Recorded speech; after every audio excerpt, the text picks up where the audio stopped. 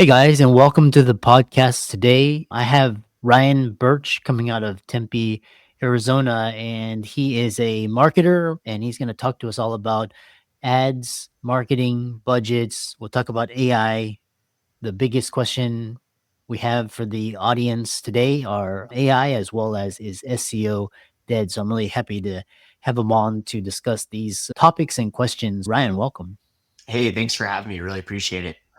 Yeah, and briefly introduce yourself and we will dive into the questions. Yeah, my name's Ryan Birch. I live in Tempe, Arizona. It is always hot here, but love it here. Wouldn't live anywhere else. I'm the founder of Toby Group. We're a marketing advertising consultancy based here in Arizona, but we've got basically worldwide presence. I've got people in, I think last time I counted, 9 different time zones. So yeah, really excited to be here. Obviously, it's a wild time to be working in marketing, a wild time to be an entrepreneur.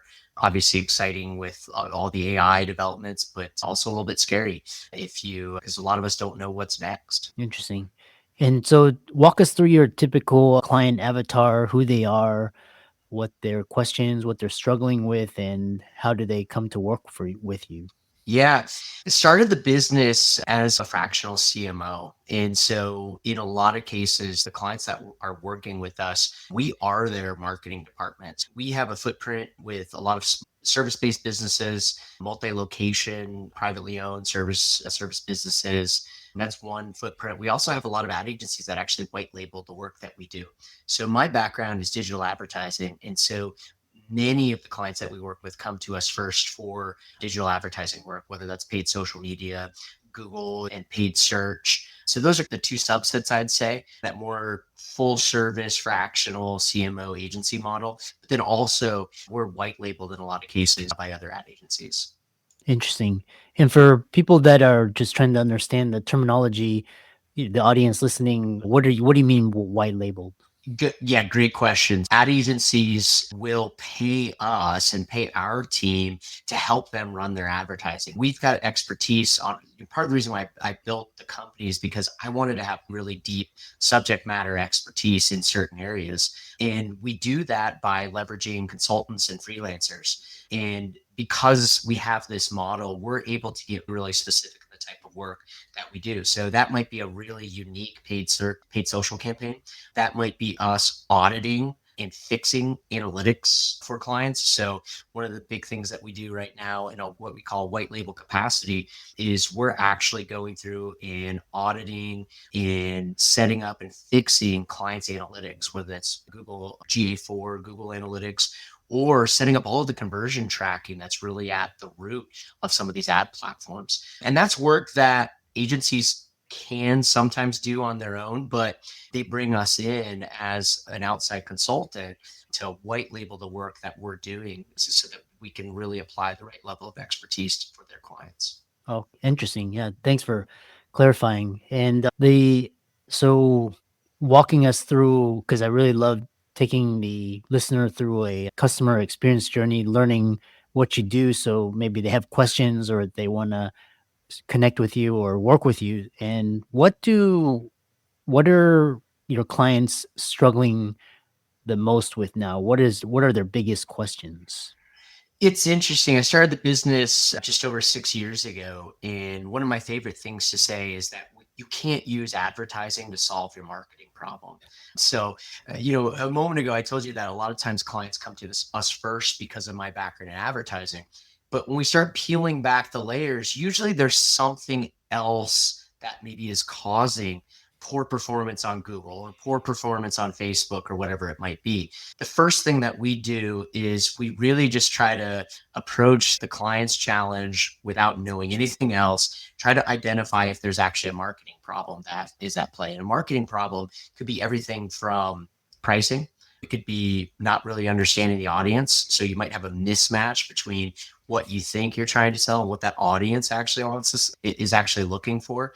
So the first thing we do is we do a series of phone calls where we really dig in and try to spend more time on the needs analysis. We found that if you put more time up front, everything else falls into place. The other term that we use is we say it's inputs versus outcomes. you'll never get the outcome that you're looking for a marketing campaign if you don't understand and put in place the proper inputs. So most clients, they think they've got those inputs correct, but when we start to peel back those layers, they're either not correct or they're not being tracked properly. And so we spend a lot of time working on that for clients. Interesting. I found it quite interesting because I was, I mean, you know, I've been interviewing just which agencies to work with, and some of them charge an arm and a leg. And it's actually, quite honestly, it's really complicated and it's very tedious. And you have this idea where marketing doesn't have to be this complicated. So, in addition to being this tedious and complicated, you throw in AI. So, where do you think marketing is headed towards, and how does AI fit into this picture? Wow. Yeah, that's literally like $1 billion question, right? I have gone from really excited because I thought that AI could help us improve some of our processes to recognizing that AI could literally take our jobs as marketers. It has gotten really good. Some of the tools that are out there are truly excellent, but it still becomes a matter of inputs versus outcomes, right? You could give somebody the greatest tool in the world, but if they're not able to use that tool properly, they're never going to get the same outcome. My team and some of the consultants that we work with, if they're working in ChatGPT or they're working in Claude or whatever it is, we could get a completely different outcome from somebody else who's maybe not as well versed in asking the proper questions. So you have to really understand those inputs. And to go back to that, that comment I made about audience, look, if you truly have a marketing problem, you can keep stacking all kinds of different strategies and campaigns and content. People they want AI to just turn out content or new ads. There's this feeling, I think, sometimes that rapid iteration can solve problems. And I think in some cases it can, but some of those things that you're solving are really incremental changes where if you were able to go back to the basics and use AI to ask some new questions about audience or use AI from the proper brainstorming standpoint, you probably actually improve your marketing and improve the overall campaign by leaps and bounds, other than what you're able to do to just use it as an execution device. Interesting. Yeah. So the other question I have for because the audience, a lot of them, again, they're thought leaders and influencers, and some of them are just, they're not going to pay for ads. Actually, if you actually use ads, it actually helps grow and scale if you do it correctly. But a lot of them, they're like, I'm not going to pay for ads. I'm not going to pay for marketing. I'm going to just do it organic. I'm going to try and game the algorithms. What, for those that want to go from this organic, slow growth to actually just start their growth with ads, how does one know when to start using ads or how to use them correctly? Ads aren't right for everybody. I will be the first one to say that. We turn down a lot of clients because they do sometimes the exact opposite of what you're saying is true as well. So we'll have somebody come to us and they'll say, "Hey, I just turn on ads. It's going to solve everything." How do you know when to? I think you know when to turn on your ads when there is alignment between where your audience is spending time and the ability to get your message in front of that audience. Okay. And I think that's a really challenging question for some of our clients to answer sometimes. They haven't really taken a step back and tried to identify who their best customers are and who they want their customers to be. So sometimes your current customers aren't your ideal customers. And sometimes those ideal customers and your best customers are different too. What I would say is if somebody's thinking about, hey, should I turn on ads or should I not turn on ads? It's really important to first take a step back, identify who you want to be in front of, and literally just map a day in that person's life. So think about that person that you're trying to be in front of. What do they do exactly the moment they wake up? What does the first 5 minutes of their day look like? What does the next hour of their day look like? How are they getting to work? You start to map that full day out, and you have to put yourself in that person's shoes. Then you can identify if there's certain parts of the day where maybe there's a point where you can get your paid advertising message in front of that individual. Yeah. Yeah. It's because I was talking to another guest and he was saying that once you have a clear offer and that has alignment with your audience, then ads will basically spice everything up. And but if you don't have that, you're gonna waste your budget. What are some of the biggest mistakes in digital advertising and some of the things that the listeners should be cautious of and cognizant of? Number one is conversion tracking. When it comes to digital advertising, Google and Facebook and TikTok and all of the different ad platforms, they have gotten to a point, just like AI, where they are really good at what they do. But you have to provide those systems with the proper inputs. So if you haven't spent a lot of time identifying on your website or wherever you'd like that sale or conversion to happen, if you haven't done a good enough job of identifying that and feeding it back into the digital advertising platform, you're just never going to be successful. Okay. Because it's working off of poor data. And that's part of the reason why we invest a lot of time on the analytics side of things. So our setup process is actually a lot longer than typical ad agencies in the typical setup time for campaigns, because we really double down on making sure that stuff's correct. Second thing is what we've already talked about, right? It's the audience and aligning audience with the ad campaigns itself. Promotion, obviously super important, making sure that your message has alignment, and then figuring out what that optimization schedule needs to actually look like. Okay. I think a lot of times in traditional advertising and in the old days, there was this, all right, let's turn ads on. Let's see what our ROI is. All right. If you don't start with a good enough goal, you're never going to hit that ROI. That stuff all needs to be plugged in at the very beginning, and it needs to be optimized toward in real time. Interesting. So two scenarios I have for you. And first one is, for example, let's say there's like, for example, YouTube. Now they have a promote portion of their, and basically you can promote your popular videos and that can either get more views or Sure. more watch time or more subscribers. But let's say a creator influencer is struggling to grow their channel. So they're using this promote, not really trying to drive sales, but just is that in the AdSense because they're getting more subscribers and their channel's growing. But what's better, more sales, less views, less followers, or more followers, views, and less sales?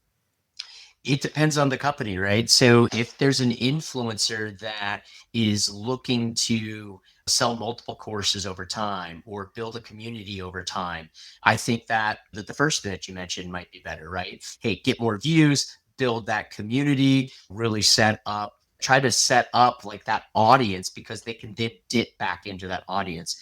You're never going to hear me fault anybody for growing their audience or using paid media to grow their audience, right? I think that's always an excellent route to go. But for the business owner and the entrepreneur, the small business, you don't have time, you don't have money to play this long game sometimes. So it's, yeah, hey, I just need to sell. I need to sell one ebook. Hey, I need to sell 3 widgets tomorrow to keep the lights on. You can have all the followers in the world, but those 3 widgets need to get sold. And I think that's maybe an argument against some of the people that are really investing all of their energy into social media and trying to grow their organic social media reach. It takes a lot of effort and a lot of work to do that. And Yeah. it's not that's not good work, and it's not that you shouldn't continue to do that, but you have to be cognizant of, is that actually going to keep the lights on next week? So Yeah. And then a follow-up question I have for you is because you said there has to be proper alignment between your offer and your audience. But let's say an influencer creator wants to start thinking about going from the organic to paid ads. What are your thoughts on, for example, instead of spending $100 on a budget, making your budget like $10 and seeing it and then optimizing it, and if it works, then scaling up? What are your thoughts on that? I like starting slow. And that's probably because I'm a little bit more pessimistic as a media buyer than most. Typically, even some of our ads folks, they want the all budget. They want to go all in all at once. Again, as a business owner, I'm more cognizant of what that ad spend could or should be doing. Until you start to dip your toe into certain channels, you don't know if it's necessarily going to work. I would really urge people to figure out what some of those mini conversions might be, or some of those little mini KPIs could be along the way. So if you have $100 a day or $50 a day or something like that to invest, identify how long you want to test that. Maybe it's a couple weeks, Identify the one or two things that you want to see happen to basically prove that you're in front of the right people. That might be website visits, that might be certain actions that are taking place within your social account, that might be downloads of some type of lead magnet or explainer. So figure out what maybe some of those micro conversions could be first before you jump all in and try to sell something. I believe in just ramping up slowly, testing it out first. You can always spend more money. It's a lot harder to realize that you went through 5 grand or 10 grand and then without any learnings from it. Interesting. Yeah, and I know some people in the audience, they were asking, how do you know if your marketing is working? So you answered that. If somebody, for example, a doctor or lawyer, they don't have much time. Sure. And if they're listening to this and they wanted to double their business's marketing, advertising results, and they have half the time, Yeah. and let's say they just want to, they're on a limited budget, what should they be focused on first? It depends on the business, right? I think the first thing is making sure that you've got the right teammate, partner, professional skill set to do what you think that you need to accomplish. Okay. Mm. And look, I, as a business owner, I'm a victim of this too, right? We all think that we can do more than we could do. But if you just hired the pro, how much further along would you be? This happened. I've got a rental house. This happened to me last week. Yes, I could figure out how to put all the pavers in at my rental house. Okay. But is that the best use of my time? It's going to look like crap when I get done. It's going to take me way longer than it maybe should have. And in the interest of doubling my business, I would have been way better off just bringing on somebody who that's their real specialty. So I would just be really cognizant of that. I think a lot of small business owners know a family member, or they know a family member, or so and so's niece, or so and so's cousin does social media or does these things. And then that person gets saddled with a lot of work that maybe they aren't best suited for. So I would just say make sure that you've got the right partner or pro to accomplish the task that you think that they need to accomplish. And that might cost double. It might cost double, it might cost triple. But what's the cost of not doing that? What's the cost of not thinking through, hey, can I just get this done for cheap? And it's just interesting because the lawyers and the doctors that are truly the best at what they do and charge the most are also the ones that aren't paying the most or aren't really willing to invest in some of these things for their own business. And again, we're the exact same. We didn't have a website.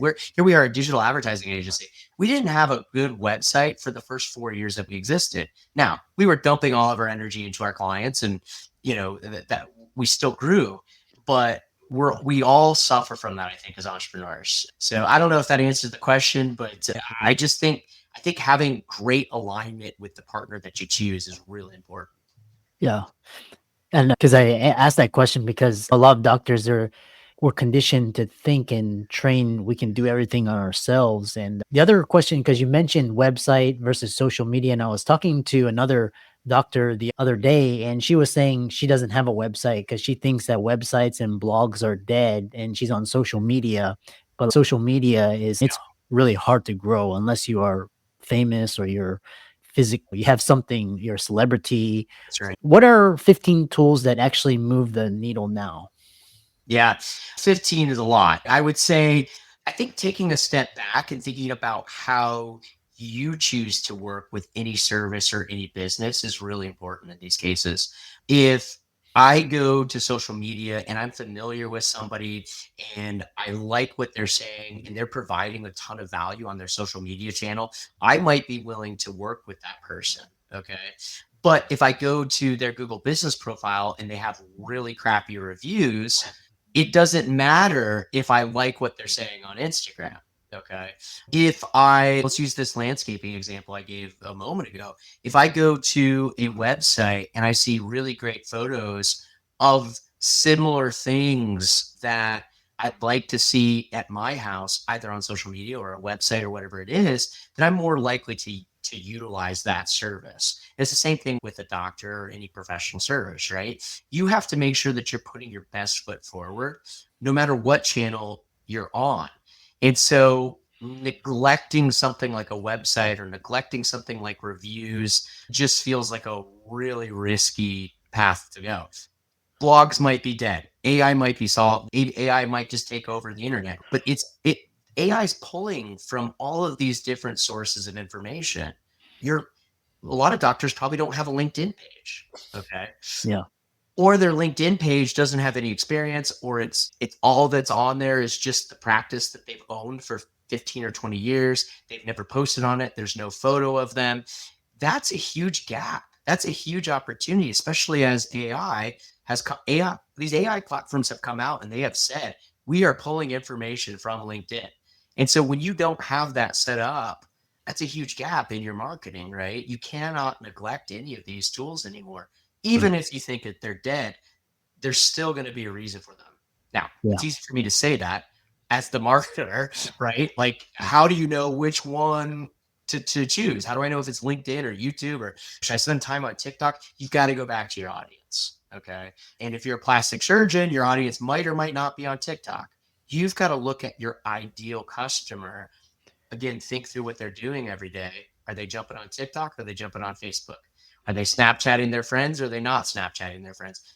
Depending on what those demographics of that customer base is, that's going to give you some clues on where you should spend maybe the most time on a digital platform.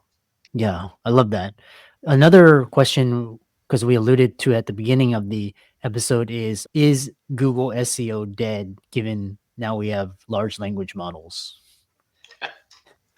Yeah. Look, another $1 billion question. Today, right? And this is 2025.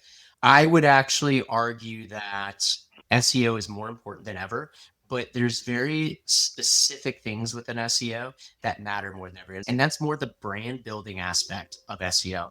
We are advising our clients to invest very heavily in things like public relations, to invest very heavily in things like just branded social media, talking about yourself, talking about your services. There's almost this kind of reversion back to very basic marketing principles. Are you in the right place? Are you saying the right thing about yourself? But the reason why we're telling our clients to invest more in PR and more of some of that outward media is it's it's mattering less what you say about yourself and mattering more what other people say about you. Hmm. So gathering reviews, having a really good process to do that, using a quick QR code on a business card. That's all it has to be. Making sure friends, family, relatives are talking about you, even if they haven't used your services, talking about you as a person, talking about why you trust them. These are layup type things that most businesses aren't doing. They're not going and getting those first 15 or 20 reviews. SEO is just changing. It's reverting back to some of these more brand building types of techniques. Interesting.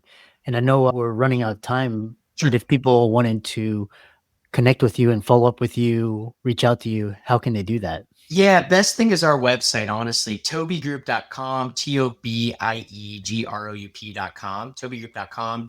And by the way, if anybody wants to just check on their ads, we've got an ad audit that's on that site. I think it's 29 questions. You go through it, answers, gives you an idea of where you see it. So yeah, feel free to check out the website. Best way to get a hold of us is there, obviously on LinkedIn as well, but all our socials are on the website. Excellent. Thanks so much for coming on and showcasing your expertise, and keep up the great work. Great. Hopefully it was helpful for you guys.